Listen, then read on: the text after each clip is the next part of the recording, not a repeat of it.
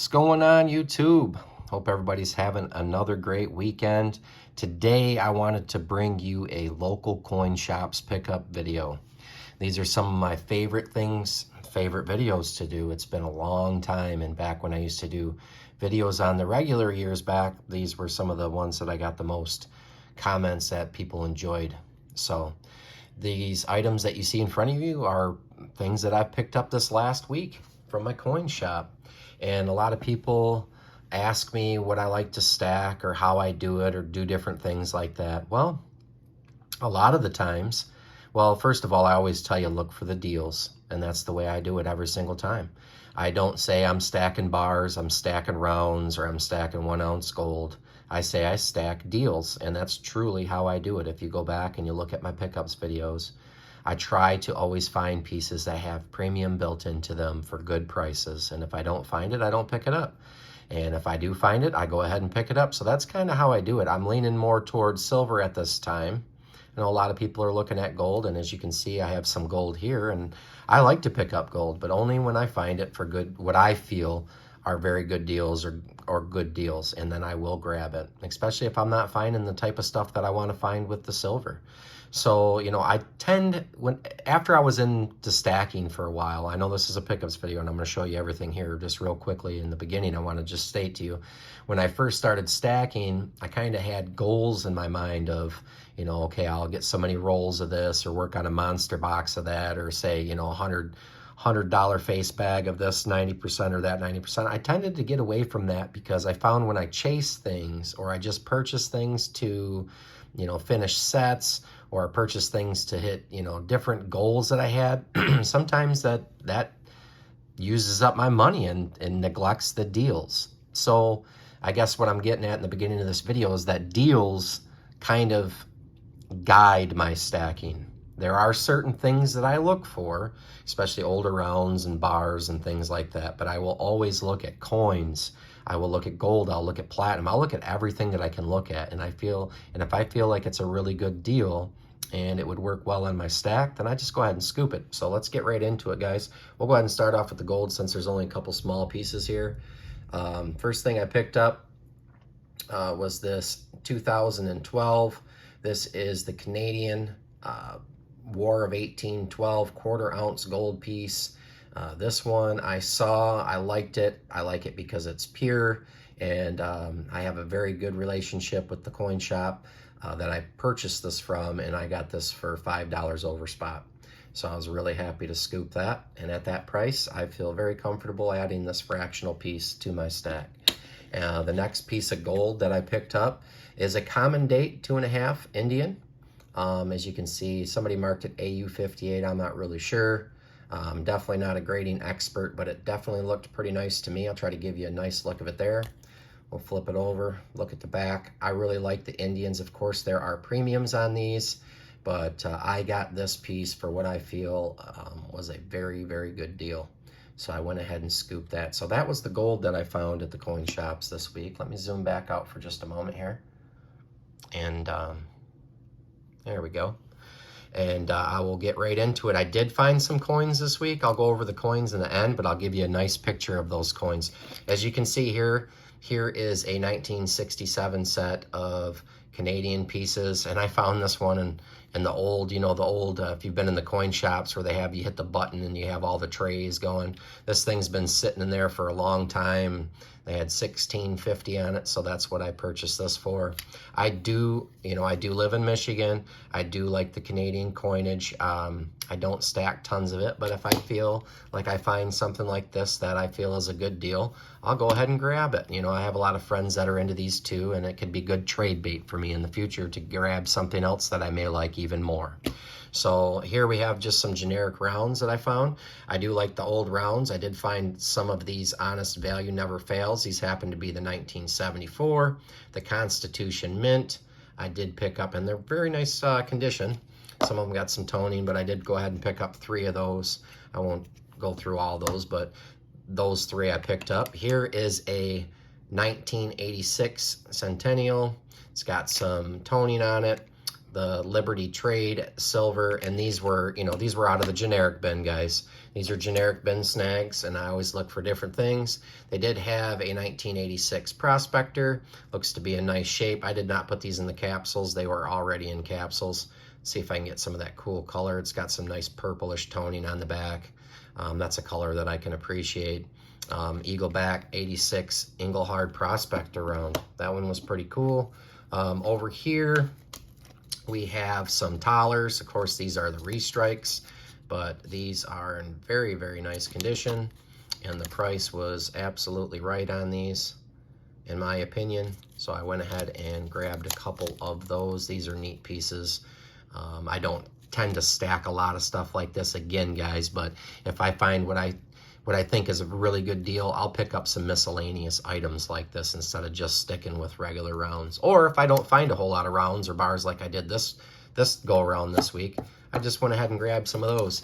This next one is a Freedom of Assembly, which is a Johnson Matthey piece of their 10-piece Freedom set. I do have a few of those sets and a few extra spare ones like this. When I find them in the generic bin, I will go ahead and pick them up, especially in the mint seal like this in really nice condition, you know. They definitely have a little bit of premium built into them. Here in the back, you see a little stack of bars. I was able to scoop, actually there's 7 here, but I did scoop a little bit more. I've moved some already, sent some off to a friend of mine. As you can see, it's the X8 variant. According to all Engelhard, and of course those are estimates, guys, estimates. These are estimated at less than 250 with that X8 variant. Not every single one of those have the X8 variant on them, but I'll give you a look at a couple of them here because I know a lot of you guys out there like Engelhard bars, and some of these are pretty nice. There's a couple there. You know, these old poured bars are, you know, what I enjoy. You know, this is what I always go for first. I will always go for first, and I just loved to pick them up and to stack them. Engelhard is a name that's known far and wide throughout the community. Everybody's very familiar with it, and it's just a good bar to pick up, especially if you get a good deal. I did not get these out of the generic bin. I did have to pay a few extra dollars per ounce on those, but it was still at a price point to where my coin shop and myself were very happy. You know, he was able to make some money. I feel like I got him for a very good deal. So that's why I scooped so many of them. So that, you know, I'll always give you guys full disclosure. Sometimes I can find stuff like this in generic bins, but today it's getting harder and harder to find these older vintage, especially the Engelhards like that, without having to pay a little bit of extra premium on them, okay? And if you're familiar with this, if you've done your homework, you know what these kind of go for, you'll know what you're comfortable paying. I definitely feel, well, I know, because I definitely know the vintage market. I know that I paid below, well below retail value on those, and I was happy with it. And then I looked in the case and I saw some Littleton holders, and normally I don't mess with stuff like this. I do have some Libertads and some miscellaneous Littleton holders that I've picked up over the years, and when I was looking at them, they're all in beautiful condition, and as you can see, it's a Kookaburra, and here we have a 1991 Kookaburra, so I picked that, and I'll just go through them briefly of the ones that I found. This one is a 1992, absolutely beautiful condition.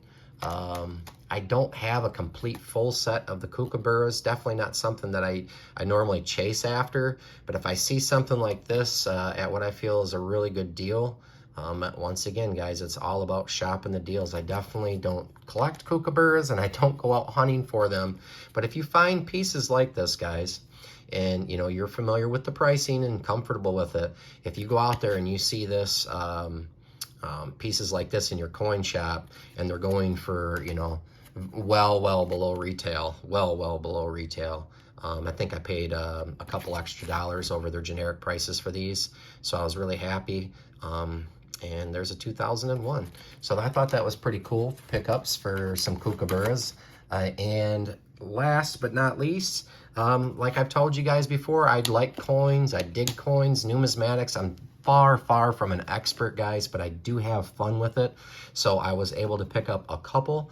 Over the last year or so, I've been picking up more and more coins and trying to school myself. Knowledge is power, especially when you're walking into these coin shops and you see such a variety of things in there. Now, you may not want to stack so many things. You may not want to clutter up your stack. You may want to keep it simple and just fill a monster box and go after one certain thing.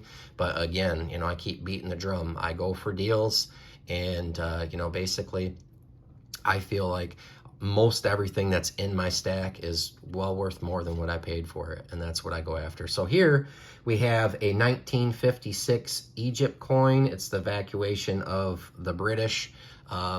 I believe here in uncirculated condition. Again, guys, don't beat me up. You coin guys out there, don't beat me up. I'm learning. I'm trying.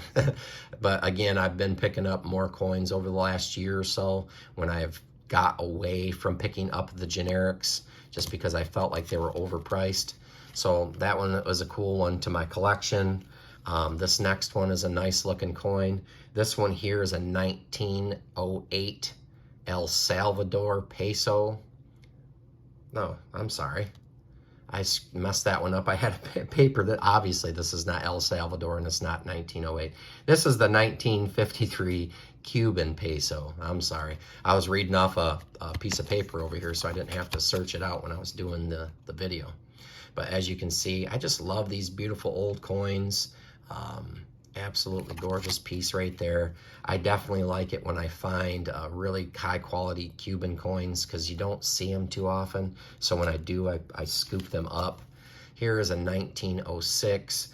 This one's a little bit more, you know, a lot of you guys are probably familiar with these. This is a 1906 French Indochina piece here. I do have some of these in my coin collection already. This one was in really nice condition in my opinion, and the price was right. So I went ahead and scooped that one as well. And here we'll get to the 1908 El Salvador piece here. This one's really cool. I like this one a lot. This peso is pretty cool in my opinion. Absolutely gorgeous. I'm sorry for the bad lighting here.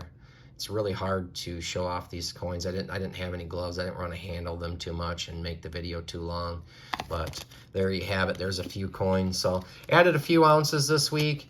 Oh yeah, and to give everybody an update, because I know in my last video I talked about my next video may be of what I did with my vintage silver, and I did mention that I was going to pick up a large amount of shot. Well, I did get my order in for my shot this week.